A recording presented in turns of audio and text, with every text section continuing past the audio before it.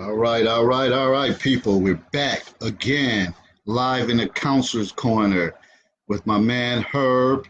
That's going to bring the Hanging with Herb segment throughout the evening. And pretty much tonight's topic is the title is Marriage, the Cornerstone of Society. To say I do and do you take, and you know what the rest, all that other mumbo jumbo that people tend to agree with while they're, I guess, while they got an audience watching them and it's a big, huge spectacle. So they, agree, exchange vows, and I could tell you, half of the time, these people probably don't even know what the hell they're agreeing to. But we're going to talk about some of those things, some other talking points. Marcia, thanks for joining. The Big Bad Wolf is already in the house. So we're gonna get going. Who else? Kimberly, Scott, thanks for joining. But I want to start off with, guess how's everybody doing? How was everybody's weekend? And let me think. Well, one of my the only counselor's concern I'm gonna have this week, kind of has to deal with this show. So yesterday I made a post, and I've spoken on this before. Michelle, thanks for joining me tonight in the Counselor's Corner, where I said, I went home this past weekend to one of my friends' 50th birthday party. Gail Price, thanks for joining. Ebony Swanson, thanks for joining. So, anytime you're home, a lot of times, unless family is making food, you might be eating out or something like that. And I'm just, as I get older, I'll say, this stuff is not good quality. So I made a post saying that pretty much if I'm in a relationship, married, whatever the case is, pretty much one or two times a month may be it for me as far as going out to eat. Good evening, Ebony. And I said, and if, the woman's not cooking, then that's not the person for me. So, of course, that went into a major uproar. And one of the persons, I don't know, she might be on here later. I'm not going to say her name because she's good people and she's always, participates and stuff like that. So she said pretty much, what's wrong with your hands? There's nothing wrong with my hands. She was like, well, unless you're going to be starving, pretty much I take it as you'll probably have to cook or you'll be lonely. Words like that is not verbatim. Lynette, thanks for joining me and how you doing? So I said, I was not raised that way and I'm rolling with tradition. So not her, but some other young lady kind of took tradition to mean like societal traditions, but where the woman stays home, does chores, cooks and clean, and the father is out, the breadwinner, paying all the bills. But that's not my tradition. That's not what I saw growing up.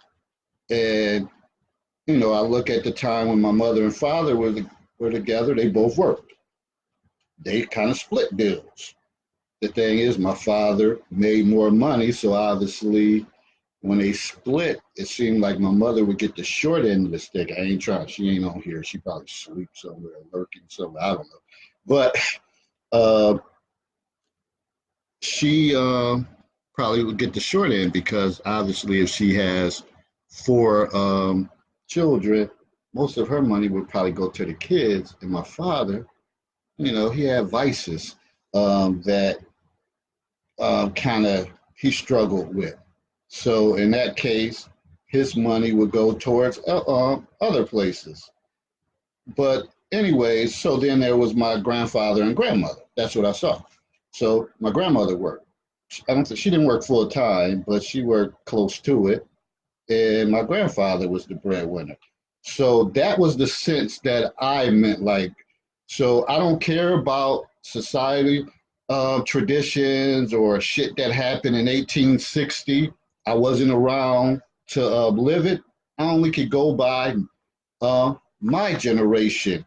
So when you look at the word tradition, it's the transmission of customs or beliefs from generation to generation, or the fact of being passed on in this way.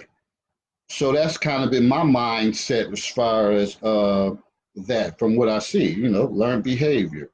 But anyways, it just went on and went on, like 100 comments later, and that one word tradition kind of took it elsewhere, but not understanding that people can create their own traditions. Or you could stop a tradition and say, okay, this is how we're going to do it now. This is how we're going to, from this point forward. I never liked that tradition, so we're going to start something new. And that's what I meant.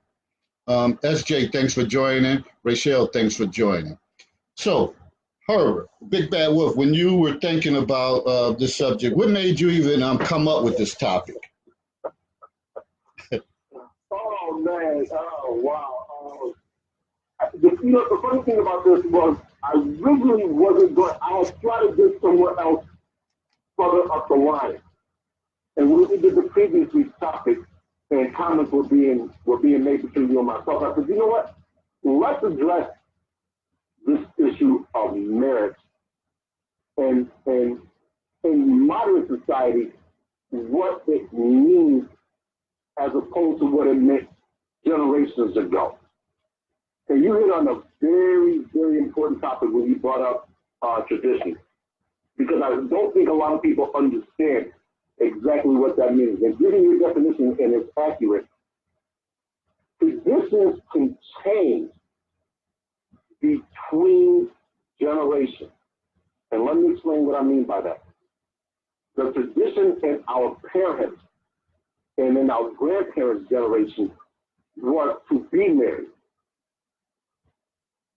Men provided, women maintained the household. That was tradition across cultures. So it didn't matter if you were Asian, Hispanic, African American, or Caucasian. You could essentially walk into any home, in any community, in any neighborhood, and those were the cornerstone and the tenets of how the home were ran. It wasn't up for debate. It wasn't subject to discussion. It was just done. You were reared in that way.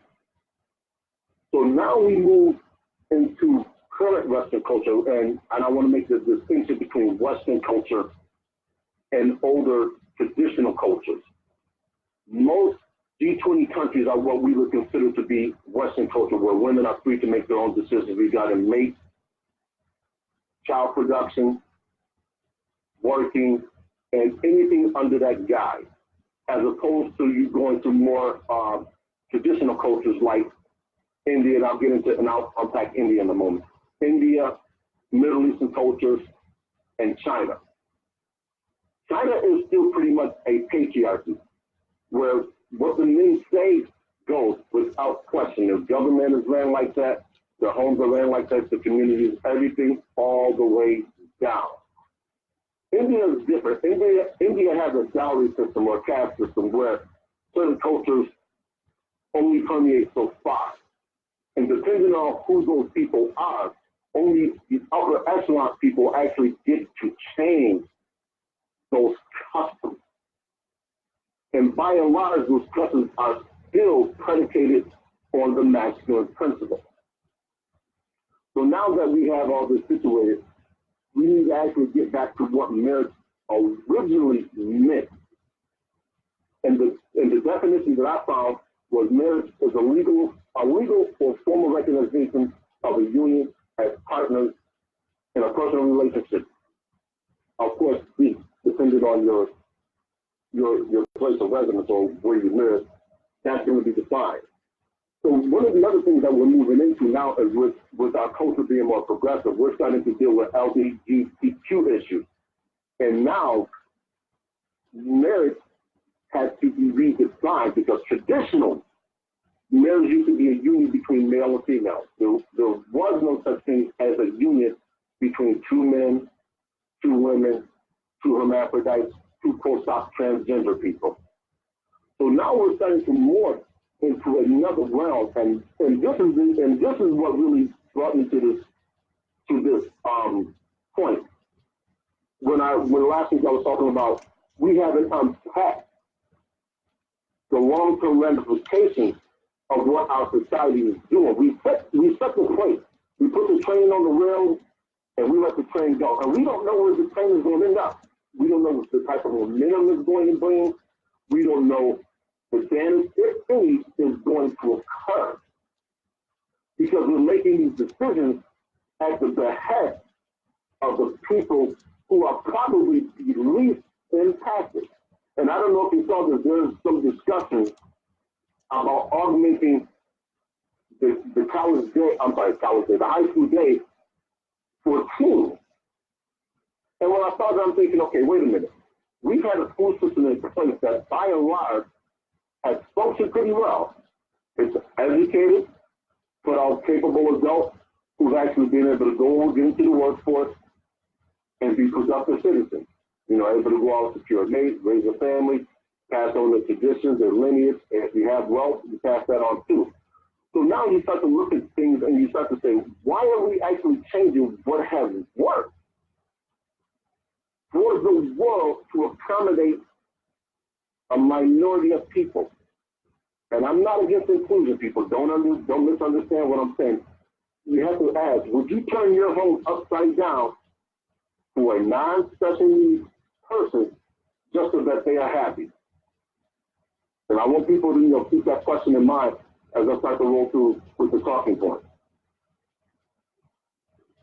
The rate of marriages across the world, whether you're in China, U.S., India, United States, Mexico, or any other country in the world, they're starting to decline. And not necessarily because people aren't interested in marriage, it's more so because people are actually delaying marriage, childbirth, in the pursuit of careers and jobs and employment. Currently, as being projected, we are actually heading for another economic downturn. So with that said, millennials are actually getting married less. They're also having less children, and that goes across the spectrum of countries, except the continent of Africa. I think the continent of Africa is the only continent that is actually experiencing a positive child rate, or infant mortality rate, or growth in their population in terms of birth over replacement. And essentially what that is the number of people being born is enough to replace the number of people dying off, plus enough to increase the population. That's one of the reasons why immigration, particularly illegal immigration, is a hot button topic. And this branches off into economics. Just bear with me while I lay this out. If corporate America does not have the body, doesn't matter who they are, if they don't have the body to bring in and artificially keep wages low, then that means they have to pay more money to the people that they have to keep them. So now the system is in a position to cannibalize itself if it doesn't have those people. So you have corporate America saying, hey, look, we want these people in so we can pay them less. They're not telling you that. So that's the end game. So the less people you have, the more money you have to pay out to retain those people. So just keep all that in mind. Freedom, and this is where your post struck me as kind of ironic about the man, about what you said, your tradition of not wanting to be, or not wanting to have to eat out all the time. And I think what people don't understand is not necessarily you want the woman to cook all the time. It comes down to economics. And I'll use myself as a personal example. I recently looked at the receipts that I have accumulated over, I think, about the last month and a half, maybe 2 months. And just for myself, just for lunch, because I didn't want to go so much, I hadn't been cooking, so I'd stop at 7-Eleven or whatever at the store, maybe go to a Chinese food store and get some soup or whatever. I had spent about $350, $400 just for myself for lunch.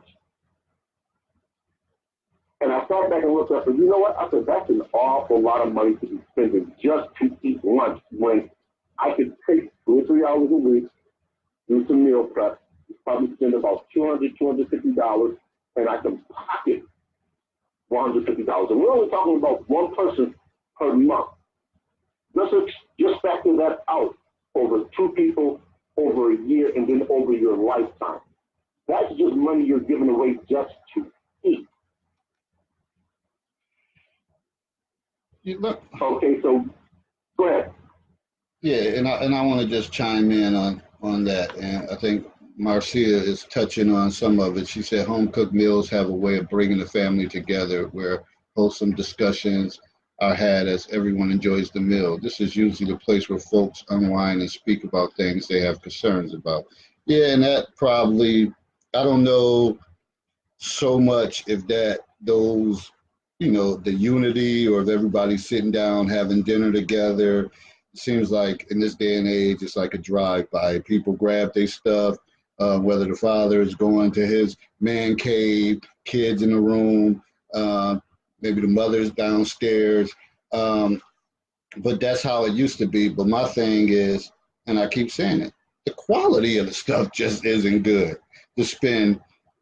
Like Herb said, if you go out and you're on and it's you and your woman or man, and you very well could end up, and you get maybe if you get a couple cocktails or whatever the case is, which that watered down shit be high as hell, you could very well end up spending $100, and guaranteed about 2 hours later, your ass back in the refrigerator looking for something to snack on.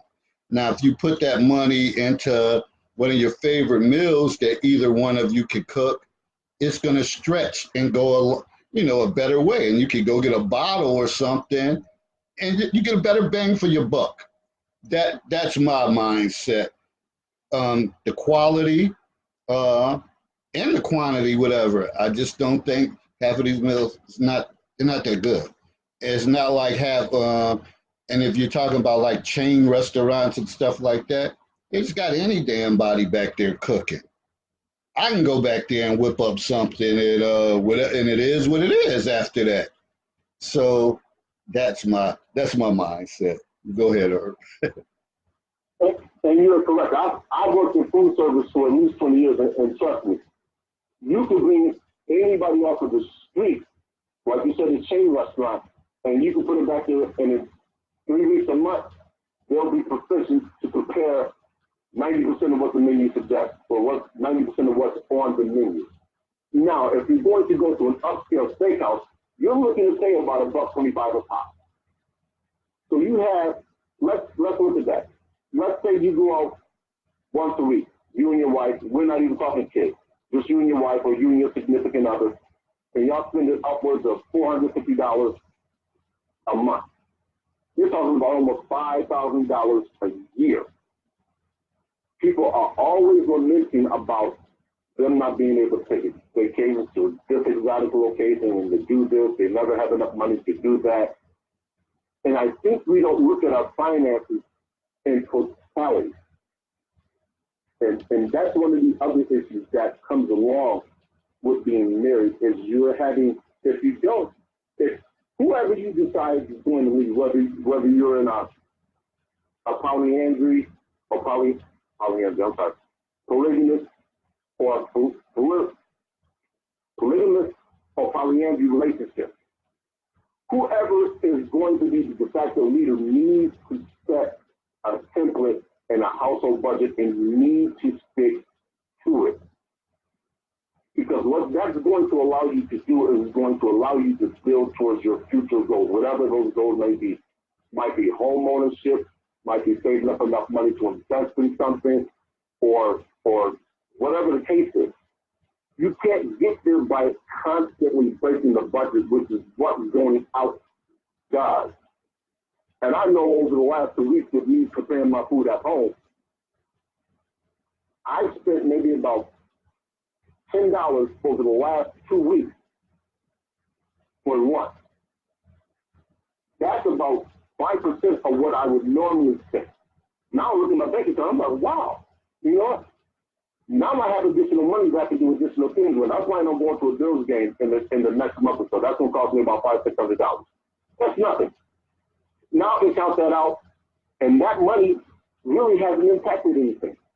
Because for me, my yearly allotment for entertainment is about $1,500. So now I actually get to enjoy some of the fruits of my labor, and I don't feel like I'm going to work just to pay bills. And I think that's what a lot of people get caught up in when we talk about the rat race. I'm always going to work. We don't ever do nothing. And this is where the nagging starts to come in. You need to make more money. You need to do this. You need to do that. I'm not happy. I'm divorcing you. So now, and we covered this some time ago when we talked about the expense of living. Now you have two homes that you have to maintain, two cars if you have them, and another set of bills, whereas you didn't have it. Family planning eliminates a lot of that stuff. So if you're not married, I want you to pay close attention to what I'm about to say. Sit down with whoever it is, your prospective mate, and talk about finances. It's never too early to discuss money. It's never unimportant or imprudent to discuss money. Hold on. I gotta jump in on that. That ain't what the masses of people are gonna say. They're gonna say, unless we're headed that way, or we've talked about commitment, they don't have no business knowing how much I make or whatever the case is. So I wanna ask you, when do you think is appropriate to talk about salary or what you make? Should something be already set up that you're headed that way towards a committed relationship, or that's first couple dates type of conversation? Listen, as soon as you can, it doesn't matter whether it's the first date, second date, third date, or 2 months in. Eventually, if you and another individual are comfortable enough with sharing each other in such a close proximity, then why would you not discuss something that is the second biggest reason for divorce? Infidelity is number one, money problems is number two. Well, why waste your time? Well, let me not say waste, because dating is not necessarily waste of time. I've made some good friends, from dating, and we've never progressed beyond a certain number of dates, and that's fine. Not everybody you date is going to be a prospective long-term mate. I date to get information and to make connections, because I may not get along with this person enough to where I want to spend the rest of my life with them, but you know what? I may want to call them up every once in a while and say, hey, yo, what are you doing? This is Jazz Festival that's out of town. Let's go down and hang out. And I think people rob themselves of the experience of living because they nail themselves, or let me not say they nail themselves, pardon the use of the term, but they wed themselves to an outmoded way of living. We're in a digital age now where you can meet somebody in Europe. If you have the financial means, you can say, you know what? I have 2 weeks vacation time coming up. I have my passport. I'm making something over in France. I've always wanted to go, see Paris. He would have liked to be underneath the Champs-Elysees, or go stand at the top of the Eiffel Tower, or go stand in some vineyards somewhere. Yeah. So you say, you know what? Let me make this transatlantic flight and go over there and hang out for 4 or 5 days. Because I don't think people understand how small Europe is. So to give that some context, Europe actually fits within the continental United States. So a flight from New York City to LA is 5 hours. In 5 hours, you can start out in England and be all the way in the Mediterranean and Greece. That's how small Europe is. And I don't think us as Americans have that awareness or understanding of just how fluid travel is in Europe. There are no borders. Like if you go to Canada if you go to Canada or Mexico, you have to cross a checkpoint. Most of the European countries don't have that. Their borders for a lack of a better term, they're open. Well, So you can, I think the issue with that right. is most people just having a fear factor going to random, not so much random, but deciding, you know what, I met someone online, um, I got a passport, I'm about to head to, Europe for a week or something. It's just, I guess, the unknown and the fear of taking a risk. So I think that's one thing. But also, I want to go back to you were saying, like, when you said uh, that as soon as possible to start talking about your income. Well, part of the problem is with that is we got a lot of people that fake jacks and front about what they make. So somehow, basic math 101, they don't round off stuff to the way it used to be. Now their asses is making 13 an hour, but somehow that turns to be 20. And so people are always going to lean toward how could I make myself look better instead of being truthful on what they make or what people think you should make. Because I could tell you, back in the days when I used to work at Bryan and Stratton as an academic advisor, yeah, I dressed the part, suits, shirts, ties, and all that stuff. I was getting paid like crap, but nobody would know that. They were like, people would say that, like, man, I know you making good money doing that. I mean, I know you, and I just had to kind of humble myself, say it's all right, but I'm looking to move, to move forward and do something else. Not a luxury, the freedom of the job was great, but the pay was horrible. So I think that has a lot to do with it too. People always want to make themselves look better than what their situation really is. That's true. Let me answer. Okay, let me answer the question in a more precise manner. You don't have to talk about dollar amount. Ask that individual what their profession is, and it doesn't matter.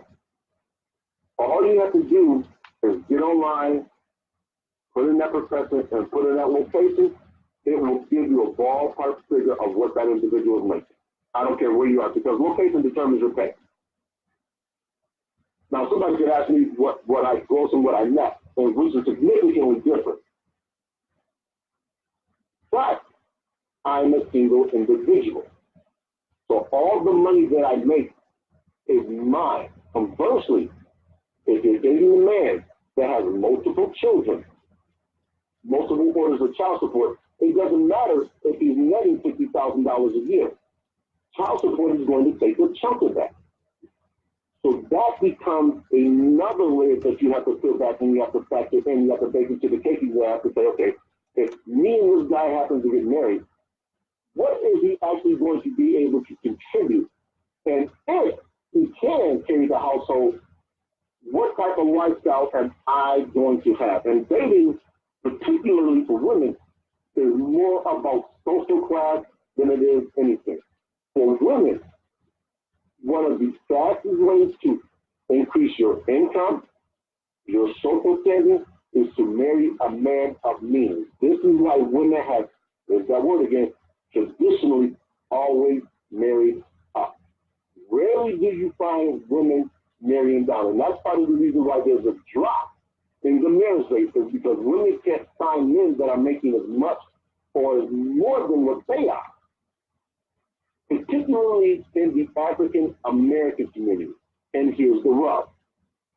African American males were never looked at as being educated. We've always been looked at as a manual labor class. So education for us, compared to any other demographic in the world, has always been secondary. You go look at any other culture, they are led by their educated and astute men. In the African American community, we are not. Women are being propelled above us.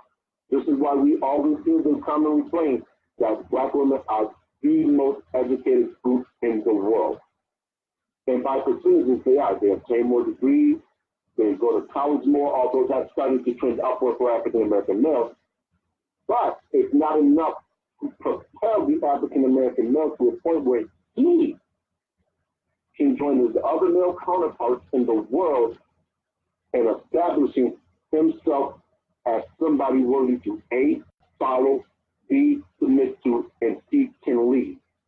Because this is what women are saying. And they're not saying it straight out, they're saying, look, you don't make enough money for me to submit to. Why should I follow you when you can't even pay your own bills? So how are you going to protect me, provide for our kids, and take care of me if I stay at home? And we saw that on the post. A lot of women were talking about that, but they don't want to give up what it is that they've gotten so that can happen. You can't have two heads on an animal and expect to follow one road. It doesn't work like that. So in order, if you are one of those women who consistently berate a man because he doesn't make as much money as you do, and you have a kid by him, you are to blame because you didn't have that money conversation from the first day that y'all met. And I think I laid out for you.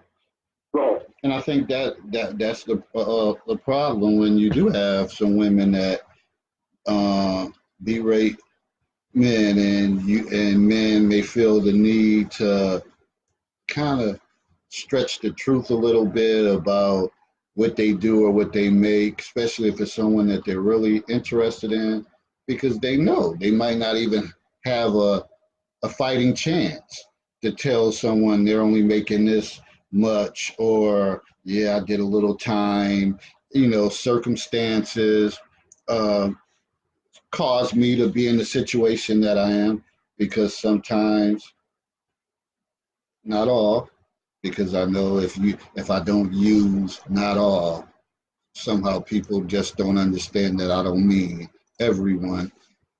Not everyone is like that, but the ones that do, and then that's a tough task for a man to be, put down or feel like, man, my mother, she's doing good, and she's making, and I'm just saying 70,000, and you're making 38. You know damn well it's gonna be hard as hell to even get to that point. And I'm not even saying you should be in competition, but I would think that should drive you to want more. Because I don't know, for me as a man, if I'm with a woman and she's making that much, I got to go to work. I got to do something to change the tide, because I'll be damned if I let somebody put me down or make little smart remarks every time they get a chance. So, but not everybody is built like that, and they can't take it. And then that leads to other issues like abuse issues and stuff like that. But that's a whole nother show. Well, actually, no, we could take that, and we can take what you just said and bake it into the cake. It's just like you said, that's how abuse issues come out. And then you have a segment of women who nag a man so much because he's not making that money, to the point where a man does become abusive.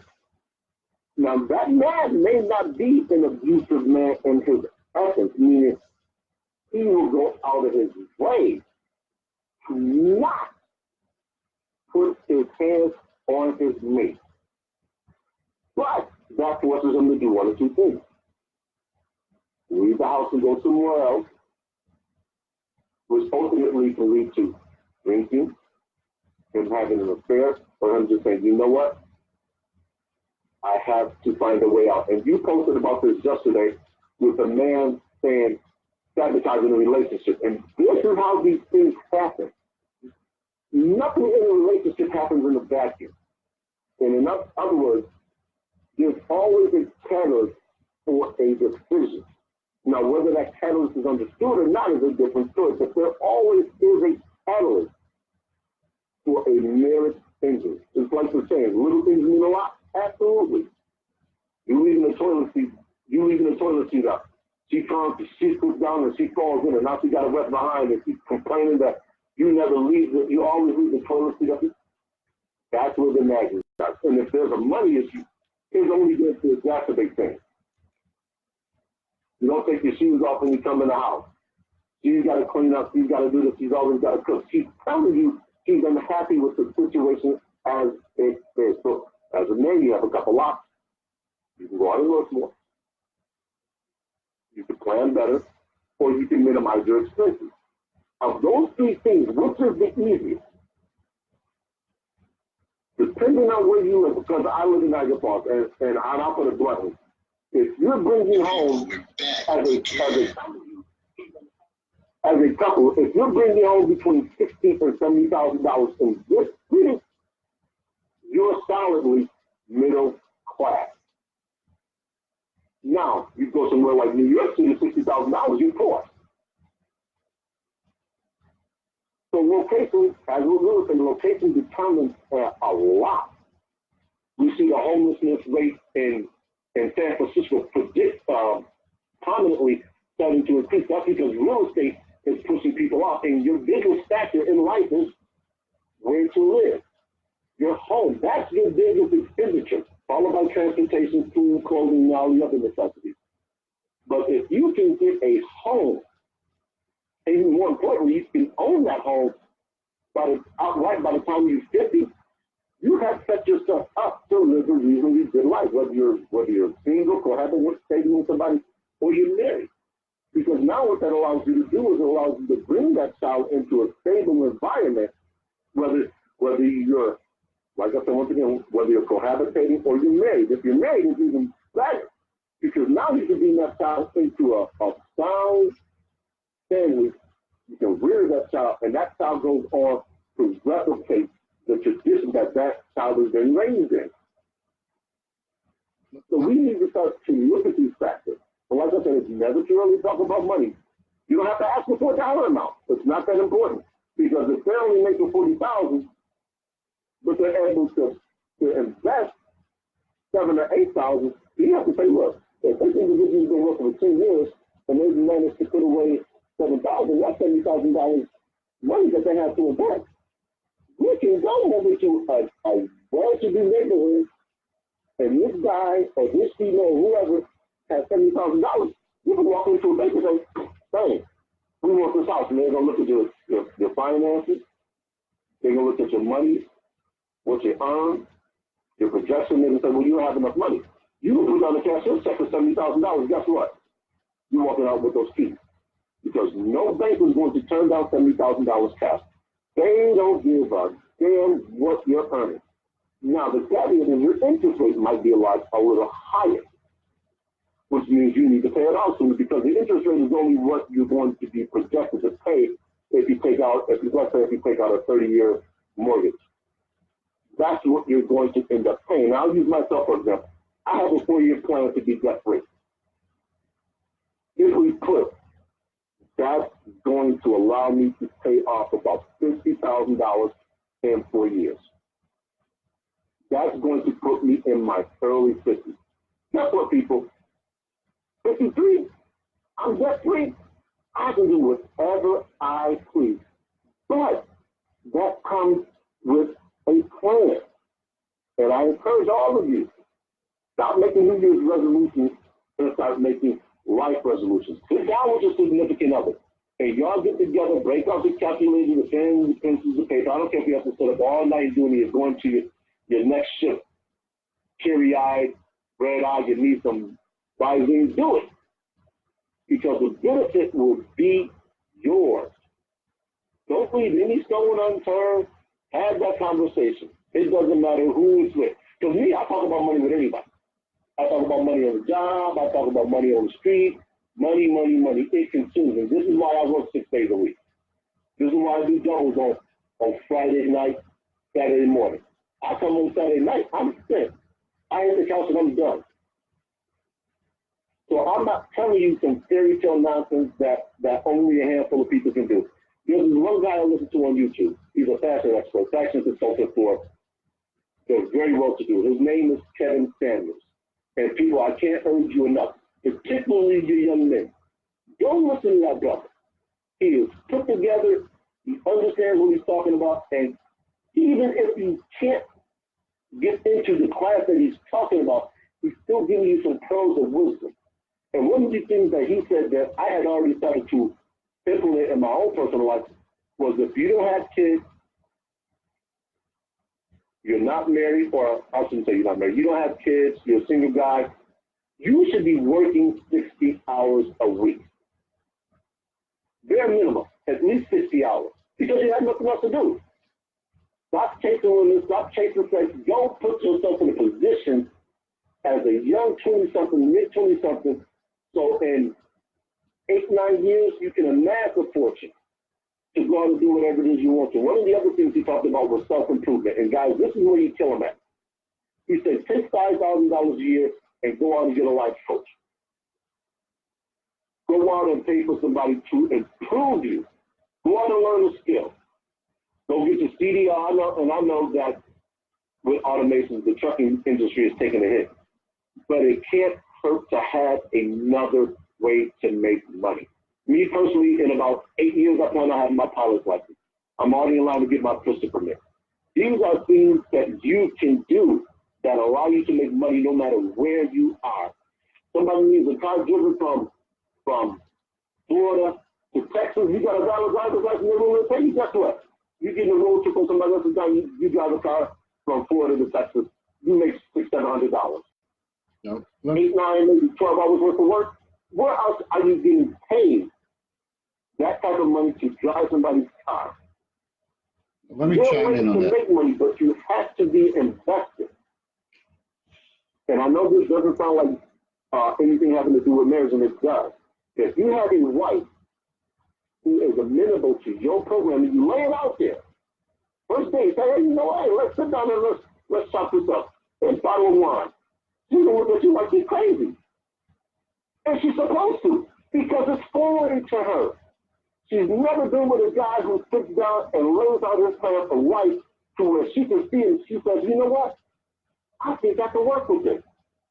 I think this is something that's beneficial, because if she knows that you're going to go out there and you're going to bring home that money, she's going to give you everything you want. She's going to roll out the red carpet for you. She's going to treat you like you're royalty. All because you own your grind and you own your purpose. Now let me go. Let me chime in on that. And I know you had mentioned something about people going out and get life coaches. Come on, we know that ain't gonna happen, and we know that's not gonna happen with many black men because of the pride factor to listen to someone else try to tell them what to do. Now, a wise person will understand that a person with a blueprint, you would follow them and kind of take heed to what they're saying, and maybe kind of watch how they make moves and go and try to implement and demonstrate those types of moves and behaviors. But I think for the most part, the average person, they're not gonna do that. And I wanted to read Marcia's comment. She said, and that's going back. She said, I personally feel that when a man and a woman are seeking a relationship, it's important, first of all, to ensure that you both have some similarities in chemistry. This is a time just to get acquainted. It's not important to me to have a talk about anyone's finances until the relationship will go to the next level. This could be an icebreaker when you have reached that point in any relationship, especially when there aren't any reassurances that this will materialize in a forever. Well, that forever thing, I mean, I guess people say you should speak something into existence, but I'm one to think sometimes you just got to go with the flow, and one day can lead to the next day, and the 1 year can lead to the next year, then it may eventually end up being forever. It's that those expectations put out there sometimes from day one, and we've talked about this before, because a lot of times, and I see it and I read it on a regular basis, women say, well, I don't got time to play. He got to know what he wants. Nobody's not trying to hear that shit when they first start talking to you. No one's trying to be badgered into, okay, so, you know, how long do you think this is gonna go on? Now, if you're in years, that's different. But a lot of people be having that talk early and want to know the commitment status instead of, like I always say, just have some damn fun.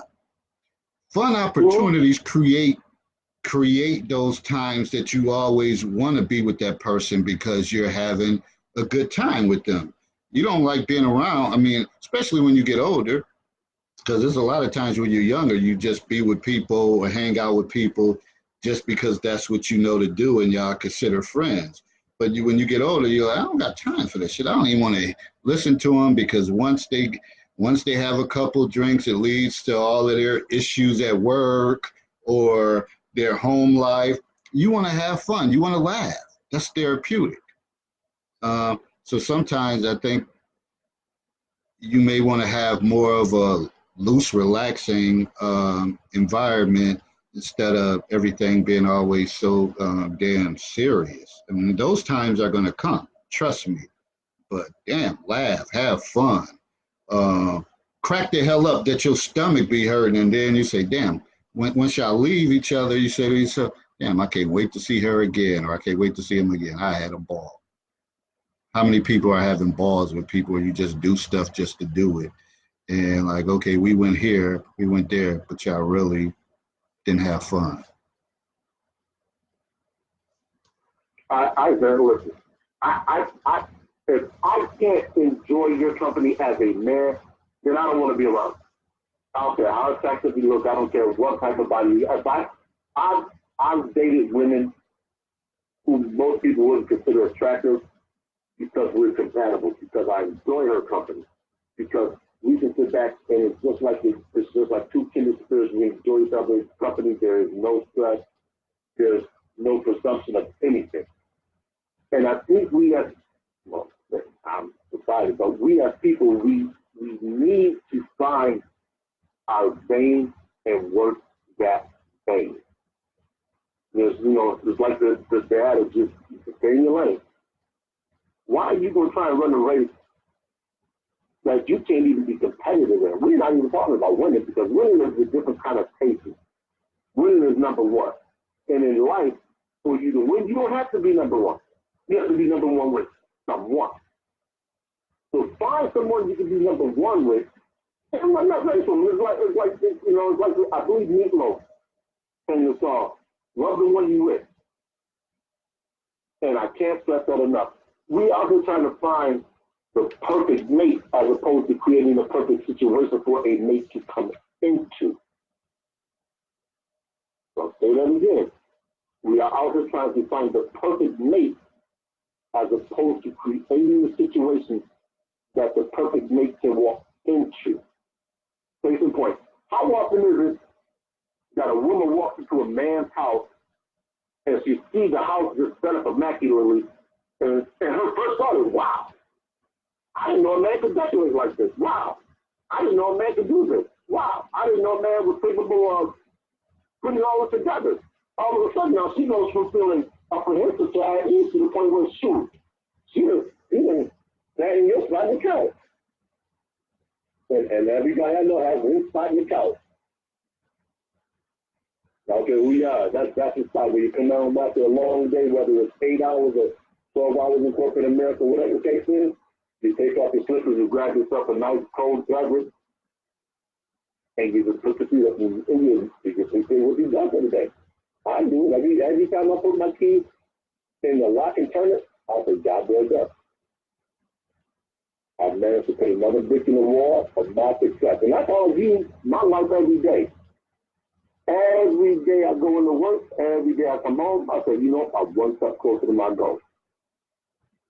So like I said, people, break out that pen, that pencil, that paper, and if it's just you, sit down. If you have kids, factor that into the equation.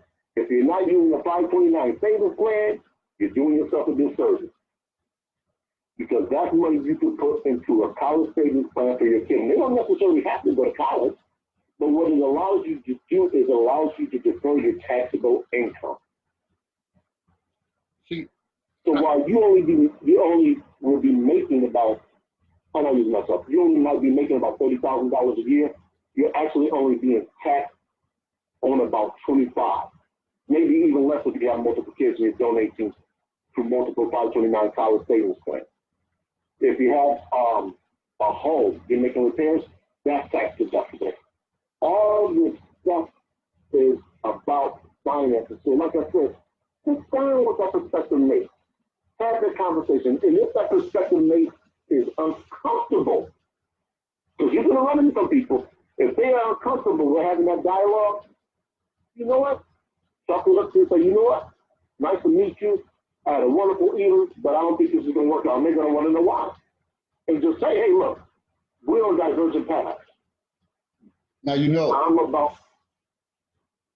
Now you, how do you know? Now you know I got to chime in with the savings plan for kids in college and all that. The great Dave Ramsey said that parents shouldn't focus on saving that. First of all, we already know what the college system is like. Kids dictate their own. They dictate that themselves. All you got to do is go out there and get A's and B's. They control that. That you don't have to put up nothing for savings. If they can have that wherewithal and the mental fortitude to say, I want to be the best in the class, and they strive for that, they're going to get scholarships up their ass. So parents putting that up,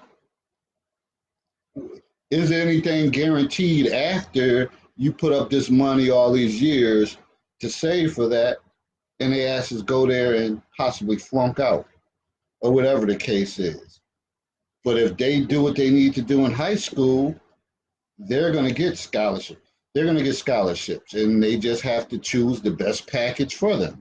Some schools are like, all right, they gave me 40, 50,000, but it cost this much. But if I can, this school gave me this amount, and that's going to give me a full ride, well, that's where your ass needs to go, regardless. So it's just a game. You got to know how to play it. No, I agree with that. And this is why I mentioned family planning earlier. We as a culture, we don't understand what family planning means. So we're just out here having random kids. That's number one. So when you do that, you automatically put yourself, and more importantly, that kid in a disadvantageous situation. That kid is coming into a situation more than likely where they're going to be impoverished. So they're not going to have a parent who pushes them to do well in school. And you say, the school is not what it used to be. You just warehousing these kids. So all the psychological issues, the social issues, the developmental issues, they start to surface so that kids can't learn, that kids can't flourish. And this is what a stable relationship does. This is what family planning allows you to do. And I may not be the best person in the world to tell somebody, hey, look, don't go out and have kids because I'm past that point in my life. But you owe it to your children to sit down with them when they start to hit about 8 or 9, when prepubescent starts to 7, to let them know, look, don't go out here and do what I did. Don't go out here and have a kid with some random male or some random female and put yourself in a situation to where you can't offer the best to your child. Because ultimately, this is what life is about. Life is about passing on something to your kids. And if you can't pass anything on to your kids, and I'm going to say this, and I'm going to catch a flack for it, then you as an adult have failed your child. Yes, you have failed your child. Because you've had a child, and you put that child in a worse position than what you were. Well, that is not debatable. That's non-debatable.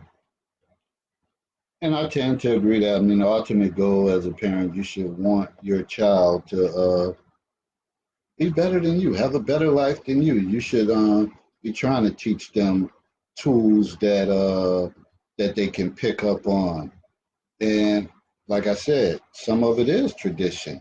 I know from what I saw with my mother and grandparents, they worked hard. they might have not had the greatest paying jobs, but they taught me work ethic.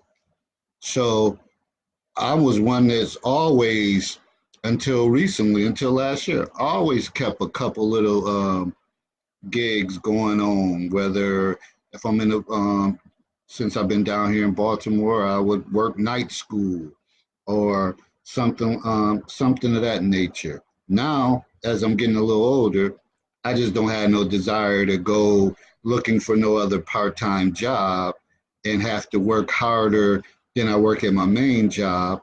And plus, they simply may not pay me what I feel that I'm worth. So I'm not going on anywhere. And not to knock anybody who makes this much or whatever, but I'm not going nowhere to make $10, $11 an hour. That doesn't make sense to me. I'll probably that's probably just gas money or whatever the case is. So that's just not my thing. But you know, you just gotta learn from wise people in your family. Learn from hey, if you got role models or mentors, you gotta use those people for what they're worth. Like you said, learn. You know, there's wise counsel out there, especially with the advent of the internet. You can tap into your local brain trust. Go, hey, look, if you think that there is nobody in your immediate family, your immediate circle, your neighborhood, or your city, go hang out on a college campus. The smartest, brightest, the future of the world is hanging out in those circles. Go ahead. I mean, this brings me to another story real quick. I remember when I graduated high school. I didn't go to college immediately. My boy did. So you know what I did? I went and got a bus stay. I kid you, no lie. By the time that next year came along, the incoming freshman class, they were nowhere near where I was. All because I decided not to hang out in the street, smoke weed, run out with random females, get them pregnant, and I decided to hang on the college campus. I learned so much by just being on the college campus that it prepared me for the actual enrollment and facilitating of the college duties that a student is expected to exude. So and I can't preface this enough. I don't care who you are. I don't care where you come from. Go to college for 1 year. Stay on campus because this will teach you about preparation and performance. You will get to meet people there. And make no mistake about it, college is about making connections. Yes, you will get a degree, you'll get an education, but it's about making connections. Because those connections that you make in college can ultimately lead you to a job that's paying you more than $10, $11, $12, $13 an hour. That could potentially lead to another person who could put you in contact with another person. This is why people pledge sororities and fraternities. The hell of what you hear is about economics and opportunity, which brings you full circle, which is what marriage is about. Marriage was originally for lineage and wealth building. It was about building that wealth and that money and passing it on to people so they can consolidate power. That's what it's about. Power and money. If it ain't about those two things in marriage, then you might as well stay single. If you're not trying to build with somebody, you're not trying to earn or leave something behind for your kids, stay single. Cohabitate. Don't get married. And for heaven's sake, with the number of birth control measures out there, don't get somebody pregnant. Don't get pregnant. Well, you know that you're saying that there's a lot of people that still believe, and you know, it still exists, but they still think the number one thing in marriages is love. And they still desire that. But I'm one to think that, yeah, the love is going to be a foundation. There's going to be a main foundation. But sooner or later, that business aspect is what is going to keep everything solid, whatever, because after a while, again, I always say this: you can love somebody, you can love their dirty draws, but if you're both working and somehow they're not holding up their end of the bargain, not because the company shut down or closed down or they're on disability and they're not getting as paid as much, because that's that love will continue. That love will kind of guide you to want you to make you stay there and kind of, okay, we're in it for the long haul and we're going to work this out. It's when you realize they're not who they say they were and they're not holding up their end of the bargain, quickly that love disappears, or you don't start feeling the same way as you used to. So business has a lot to do with it. And when you're out on those trips living your best life, those are business moves. They're not love. I mean, it's love eventually, but those are business moves because it takes money and planning to live your best life if you want to travel and stuff like that. So people got to understand the meanings and stop getting stuff twisted. Yo, bro, it's 10:01, and again, I always say these conversations is full circle. We could have went it. We could have went a different route with just the different reasons why marriage doesn't work, or gave some the female perspective, male perspective, but also that finance plays a big part of it. It's everything into a relationship. So, and when people say money isn't everything, shit, try not having any and see how that operates. I think that's one of the. And I think that's what people don't understand, man. I think that's one of the stupidest statements ever. Whatever. It's not everything. Shit, it may not be everything, but it's a whole damn lot. It's a lot. It means everything. I mean, it means a lot to have it. Because other than that, shit, I ain't about to look at nobody that's broke and we both broke. What the hell? What we gonna do? What we gonna do together? You know what's funny about that? Here's the question that everybody needs to ask themselves. As a woman, would you rather be sad driving a Toyota Corolla, or would you rather be sad driving a Maserati? Would you rather sit in your 3,000-foot square mansion crying because your husband left you, or would you rather be sitting in your 200-square-foot studio apartment because your boyfriend left you and now you're pregnant? It's the song. That rap is the life. Don't push me because I'm too close to the edge. They say, ain't nothing funny if it ain't in this land of milk and honey. It's always about money. Like I said, sit down and have that conversation. And if that individual does not want to have that conversation, they don't feel comfortable with you, get up and leave. Pay the bill, say, you know what? I enjoyed the company, thanks for your time, but we're not going to make it. Time is your biggest asset. You get paid for it. Everything you do is predicated on it. It's all about time and how you can maximize it. You get paid by the hour for time. Use it. Use it. Use it to the best of your ability. Don't give it away. At least to not somebody who's not deserving of it or who's not going to reciprocate and reward you for investing it.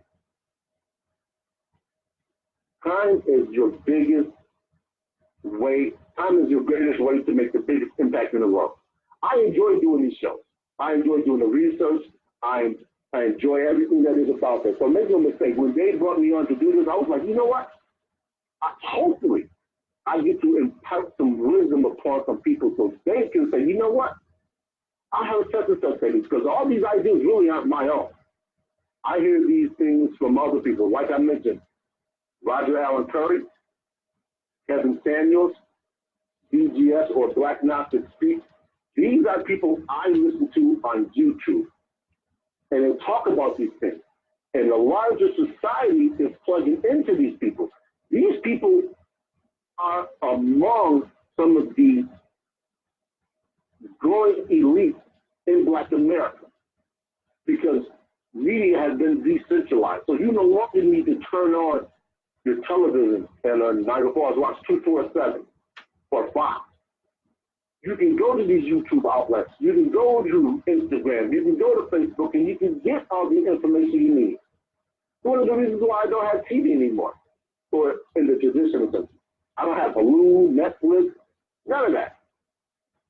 My TV hasn't been on in 4 or 5 days. The last time my TV was on, I watched the movie Hickok. So I'm telling you people, use your time to benefit yourself. Even the most minuscule benefit is a benefit. Incremental improvement. Be the person that you want somebody to be. And it's like one of the guys said, and I can't remember which podcast it was. If you are a member of the opposite gender, ask yourself, would you want to sleep with you? Wow. Well, we're going to get ready to close it out. And like I said, these conversations will come back up. I mean, I don't care how you flip it or how you slice the cake or whatever the case is, they're going to come back up. And the only way you improve is having dialogue and to keep talking about it and listening to other people's perspectives.